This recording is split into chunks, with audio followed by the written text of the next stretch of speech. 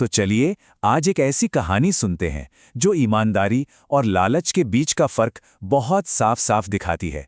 ये कहानी है एक बहुत ही साधारण से मटन वाले की, जिसने अपनी मेहनत और सच्चाई के दम पर अपनी किस्मत ही पलट दी। तो कहानी की शुरुआत होती है सुंदरपुर नाम के एक छोटे से गांव से। यहीं पर रहते हैं हमारी कहानी के हीरो विमल। अब देखिए, विमल गरीब तो हैं, लेकिन उनकी ईमानदारी और मेहनत, अरे उसकी मिसाल तो पूरा गांव देता है।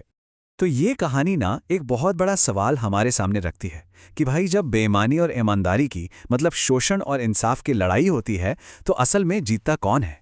आइए इसी सवाल का जवाब ढूंढने की कोशिश करते हैं।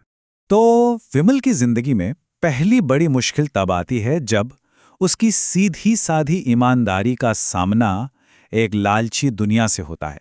देखिए, विमल एक धीरू सेठ के यहाँ काम करता था और बहुत मेहनत से करता था, लेकिन उसकी इस मेहनत का सिला क्या मिला? सिर्फ शोषण।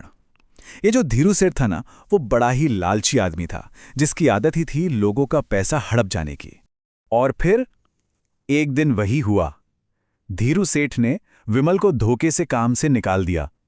सोचिए, पूरे महीने की तनख्वाह में से सिर्फ आधा पैसा हाथ में थमाया और कह दिया, कल से काम पर मत आना।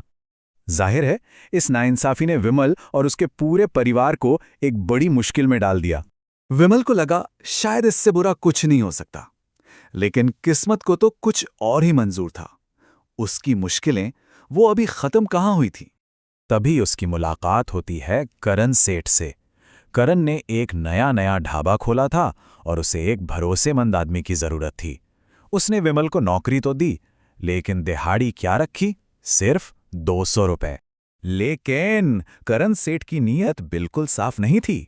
उसने कहा कि रोज रोज पैसे क्या देने, महीने के आखिर में पूरी तनख्वाह एक साथ ले लेना।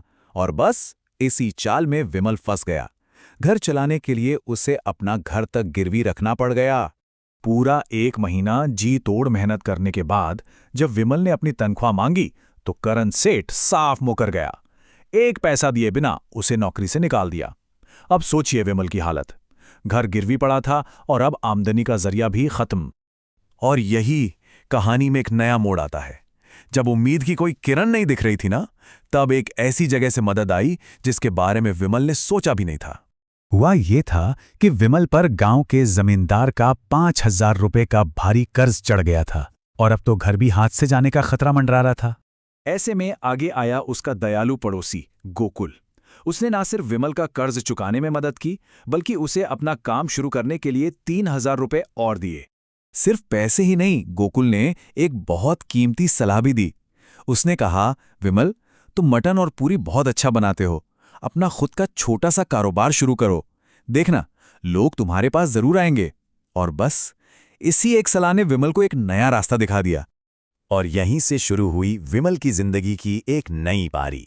अपनी पत्नी मोनिका के साथ मिलकर उसने ठान लिया कि अब वो अपनी किस्मत खुद लिखेगा।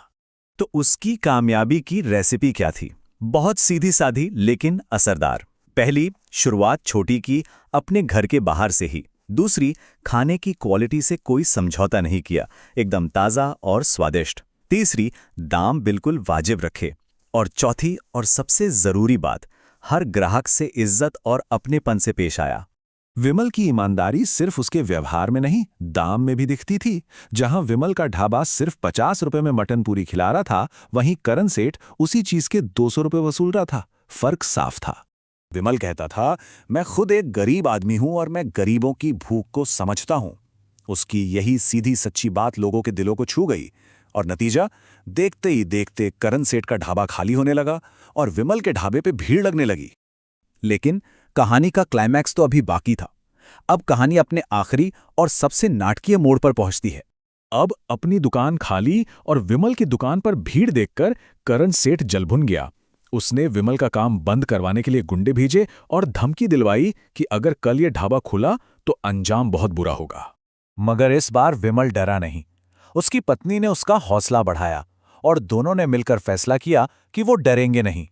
अगले दिन उन्होंने फिर से अपना ढाबा खोला और हर अंजाम के लिए तैयार थे। और फिर वही हुआ जिसका डर था। करण सेठ अपने गुंडों के साथ वहां आ धमका। लेकिन तभी उनके सामने एक ऐसा शख्स आकर खड़ा हो गया जिसे वो रोज सिर्फ एक आम ग्राहक समझते थे। वो असल में एक पुलिस अफसर था।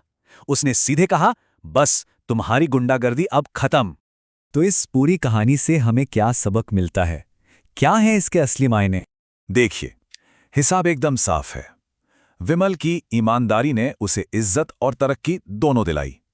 करण सेठ का लालच उसे जेल और नाकामी की तरफ ले गया, और गोकुल की दरियादिली ने एक अच्छे समाज की नींव रखी। मतलब, जैसा कर्म करेंगे वैसा ही फल मिलेगा।